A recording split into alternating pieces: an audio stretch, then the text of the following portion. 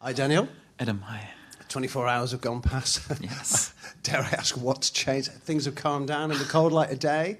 I suppose you need to think, have people recovered? And how do you reflect as well on, what was a big day? Yes, of course. For days like this, for games like this, we have worked so hard in the past 2 years in order to be allowed to play games on Premier League level against this teams. And overall, although it was perhaps football-wise not our best performance, but definitely a solid and reliable competitive performance, was also pretty close to win all 3 points. But a point is definitely also a valuable point against Man United, and we had to point closer to what we want to achieve during the season. Thank God, no new injury concerns. Also important news after such a competitive game. And right now we try to recover smart and also to prepare quick turnaround again to be ready then for Wednesday evening at Newcastle. So with these couple of days then, Sean Longstaff was back in the mix at the weekend. Yeah, is it feasible to think that he could be playing a part against the side that he did so well against back in August, didn't he, in the goalless draw, and Metcha likewise? Yes, with Sean, if I'm honest, initially my plan was to involve him the first time for the FA Cup game, because he was out for 6 weeks or even more, slightly more than 6 weeks. And normally I like to have a player, at least after such a long-term injury, a full week of training.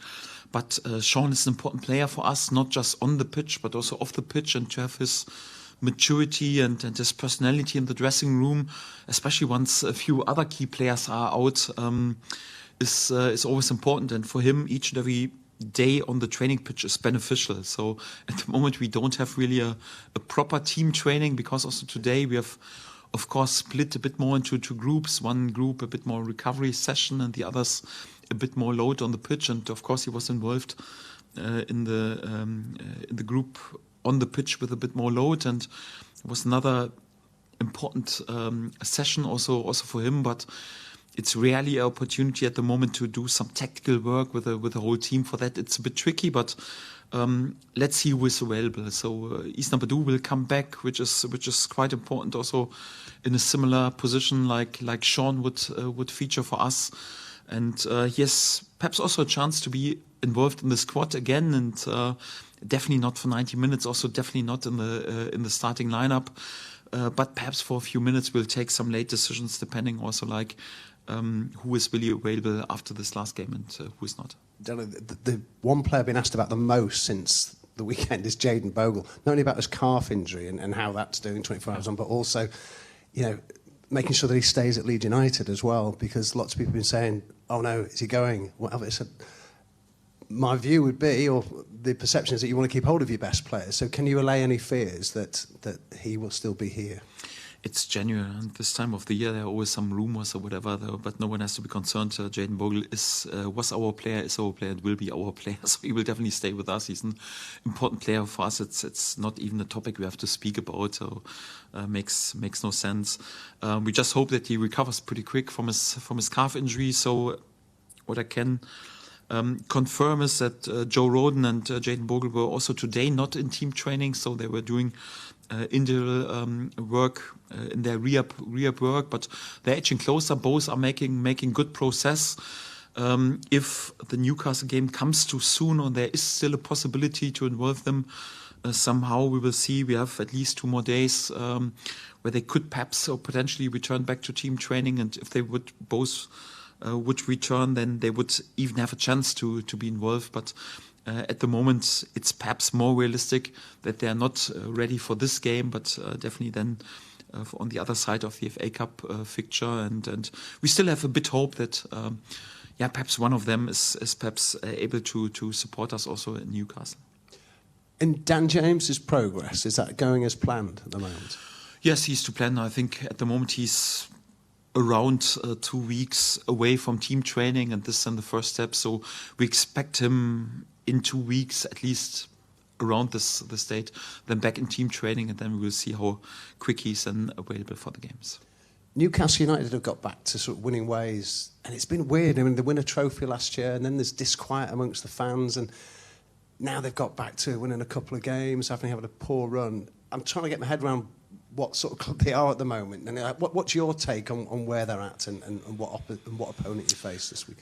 Yes, for me also one of the top teams in this league. Eddie Howe is doing overall a fantastic job. So they have qualified for Europe, for important competition, and it's very often then once you qualify for a top competition, like for example the Champions League, then if you do this for the first time, and then it's always difficult to have the same standard then really with unbelievable consistency. Also in the league, just Real Madrid, Bayern Munich, and all the teams who are used to play always on Champions League level are capable to handle this, especially once you do it for the first or second time. It's quite normal. I think that in the league you could struggle a little bit with consistency, but this is also like speaking about fine margins. So for me, there are also contenders to fight for Europe, also in the league again, to fight even for the Champions League again. Back-to-back wins, very impressive home record, top players, a top coach. So for me, it's one of the big names in this league and one of the top sides, and they have all chances also to finish in a very similar position to where they finished last season. But with all this respect and all the praise, we won't make it easy on Wednesday. We want to go there, and we know what a difficult place Newcastle is to go there. They are there with a very impressive home record, but we are also in a good shape, and we travel also there with good confidence and want to be again difficult to play against. And just finally, you won't have missed it, but there's a few managers have lost their job just lately, whether it be Chelsea, whether it be Ruben after yesterday's game, and now just before you walked in, Celtic have sacked Nancy as well. So how much does this industry have the capacity to shock you anymore? No, in this industry and this business, I'm working quite long in it as a player, and meanwhile also since 17 or 18 years as a manager, nothing shocks me anymore. So of course you feel always with one of your colleagues when someone loses his job, and the thoughts are then always with them. But yeah, it's a bit like the development in the society nowadays. So patience in society and also in football runs thin, and it seems like the decisions are there quicker and quicker. I will concentrate and mind my own business, and so I wouldn't expect anyone from the outside world to comment what we are doing here at Leeds United, and so for that I fully respect also what Man United or Chelsea or Celtic is doing, and for that colleagues once they lose their jobs, and wish them really just all the best, because some of them them a bit more. So especially with Enzo, Ruben, at several meetings, I can say that they're really, really good persons. It was always a joy to see them and to have a conversation. For them, also top managers, because otherwise you wouldn't be so successful. You wouldn't show up on Premier League level. Ruben was unbelievable success also in Portugal, and I think both clubs, Chelsea and Man U, lose really, really good persons, at least as far as I can judge it, and also really good managers. But I'm far away from doing any comments anyhow, because I'm too far away, and I mind my own business here. Thank you. Hi Daniel, good to see you. Just a little bit more on Newcastle, of course, who have been suffering with their own injuries over the last couple of months. A lot of returnees, though, for them now. When you look at the Newcastle that you faced at home back in August, what new challenges are you expecting on Wednesday? Still a very, very competitive team. Still a team who always plays with lots of physicality, lots of intensity, high tempo in their game. High quality players also in the offense, and also addition in the offense with a German fella, Nick Woltemade, who had an impressive start to life here on Premier League level. So for me, really a top side, and especially Newcastle in a home game, they always seem to play even more competitive and with highest intensity. So it will definitely be a difficult task, but we've shown also that in difficult surroundings we are capable to deliver performance, and if we deliver performance, then we have a chance also to win points wherever we go. You did mention it yesterday, and of course with the team news that you've updated us with today, there will be maybe some last-minute decisions to make ahead of Wednesday. But when you look at the streak that you guys have been on and the form that you've shown, how much confidence does the adaptability that your team's shown give you looking at this game? Yes, of course, it gives lots of confidence, and everyone is in a good mood, and we know that we have done really, really well against also top sides and big names in the recent weeks, and gives also the confidence to be capable to go to another difficult place and to show performance and also deliver a result even there. But there's also no reason to not to stay humble or to lose the ground under our feet. We know that also in this away game we are the underdogs as a promoted side, and the first thing we have to do is also like to be rock solid in our structure, to invest a lot, to go physically again over the line in order to show again great mentality, great resilience, great fighting spirit. And if we show these basics, then also to show our football class and also to stick to our believings there, I think we can even play better football than we did, especially in the first half against Man United. And with this balance, then we would be in a good place also to have a chance at Newcastle. And of course, despite the recent run of form that you guys have had, it does seem that you guys are struggling just to claim those 3 points away from home. What is it that you put that down to? And I guess the importance of you guys staying in the Premier League, climbing the table, which I know you wish to do. How important will changing that be? I think it's for each and every team. If you have a look in the FA to the away records, it's always more difficult to win points on the road in comparison to at home. I think for Newcastle, the same. You always feel a bit more secure, though it's the same game and the same rules, but with the home support and without traveling, you always feel more confident. And we know it also from Elland Road how difficult it is also for away teams to go away there with a result. I think it's more or less for each and every team very, very similar, but we also take lots of encouragement from our last away performances. We had really, really good away games at Sunderland, at Liverpool, and at Brentford. Also, since a while, unbeaten also on the road, and we want to show this side of our game again. And of course, would always prefer 3 points over 1 point, but sometimes, especially on the road, you also have to live with 1 point, and we want to make sure that we also have something in our hands once we travel back to Leeds.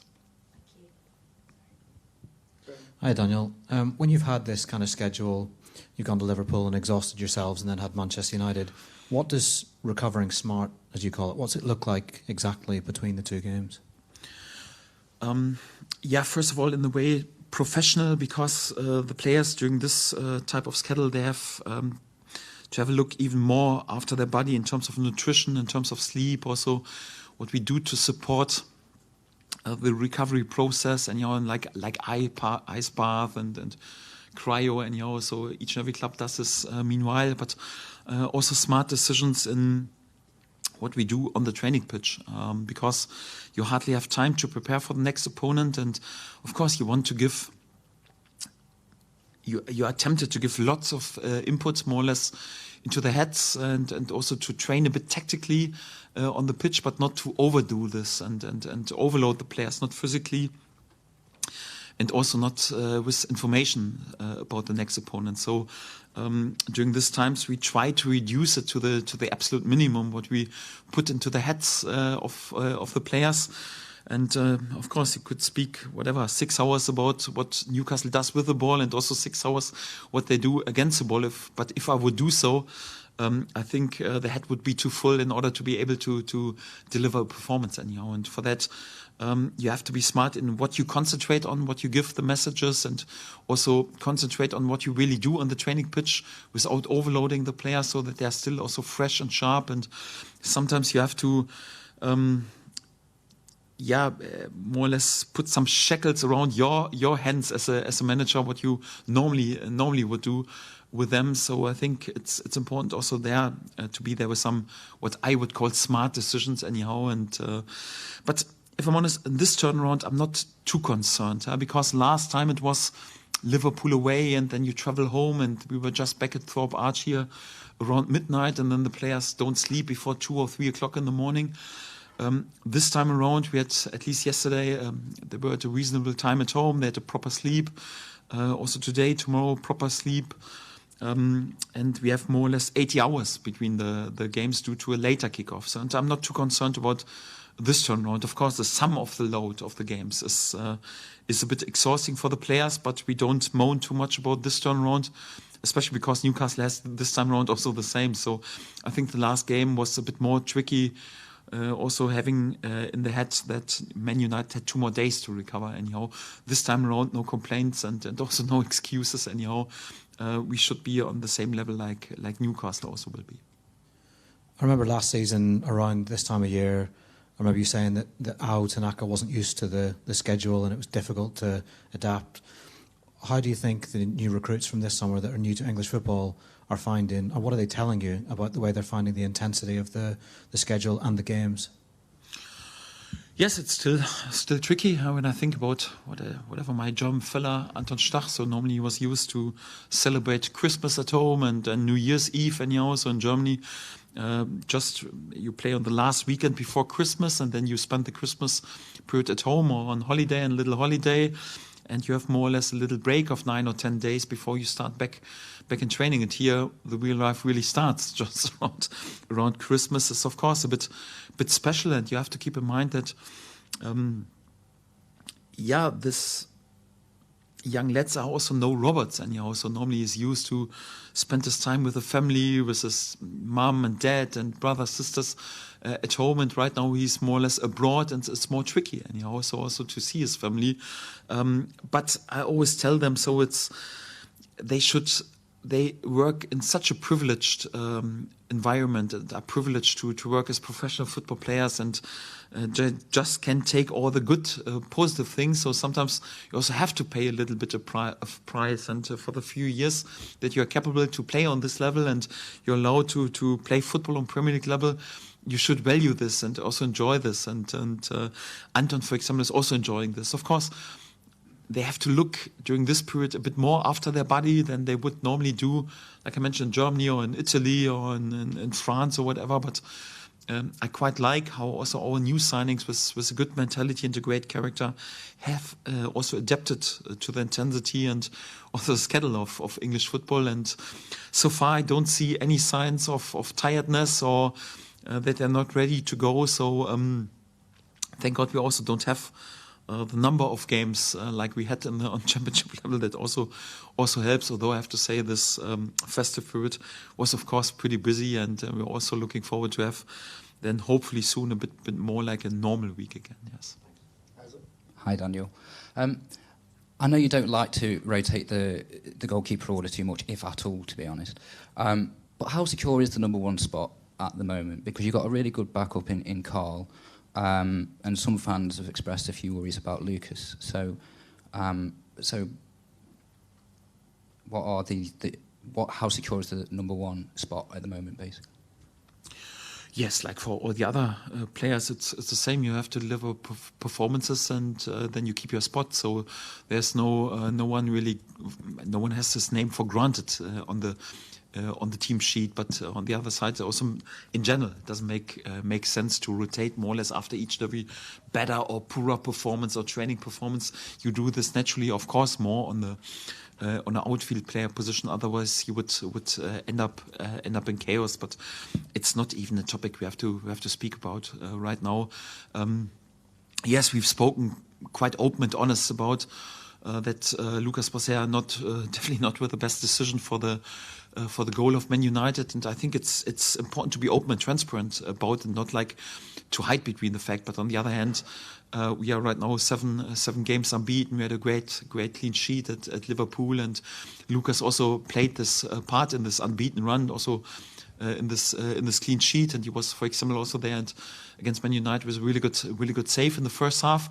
But I think, especially during this period, anyhow, then it's also even more than possible also to speak self-critical about what you can improve. That's for us what I mentioned yesterday. I think football-wise, we could even improve in comparison to our first half yesterday. And it's the same like also for him. I like when a player then holds his hand up and said, okay, was there the wrong decision? Anyhow, because there is a space for improvement, and that's more or less the case for that. It's not a topic we even have to speak about today. Sure. I'm not going to ask you about Ruben Amorim because I appreciate you've already spoken about it. It does seem from the outside like there was a bit of a rift when it came to transfers. In general, how important is it for managers to have a significant sway on transfer dealings, and for it not just to be solely about the board and decisions just on their end? It always depends on what you have spoken about before you signed the contract. I think we have, for example, with my German background, we have also several models in Germany when you work purely as a head coach, and there is more or less even a sporting director who is responsible more or less for the transfers. And you have to adapt a little bit to the decisions of the sporting director. If this is a model, you know it even before, and then you sign a contract under these circumstances, or you sign more or less a contract as a manager, and then it's important that you have more or less the last say and the last word. But I can't judge what has agreed or spoken before in other clubs, and I also wouldn't comment it, and I also don't speak about what is the best model or what is the best case for each and every club in which country. I just can speak about how I like to work and what is for me important. And for me, the most important thing is in general that the key people in the club, they have to be on the same page. They need to have the same view on things, and they need to go into the same direction. And if this is the case, and there are clear processes that are spoken about, and everyone adapts to it, then you have a good chance. So for me, it's just clubs will be successful when really there is just a small amount of people really in charge to give the direction, because it makes no sense to have 30 people around who all have an idea, and then you always have to have a round table, and then you ask too many questions and everyone has other ideas. So I believe in a small group of key people, and nowadays it's also not a one-man show anymore. So it's important also that you are capable to work also in a team, but within the team you need clear processes, clear responsibilities, and most important is that you are all on the same page. And if this is the case, then you have a chance as a club to be successful. And if not, if you go into different directions, then it's also difficult to be successful. This is my general attitude to this topic. Hi, Daniel. Going back to the run of defeats up to the City game, and including the City game, how much of your players surprised you during this unbeaten run? And is your team at full tilt, or can the fans expect that there's more to come?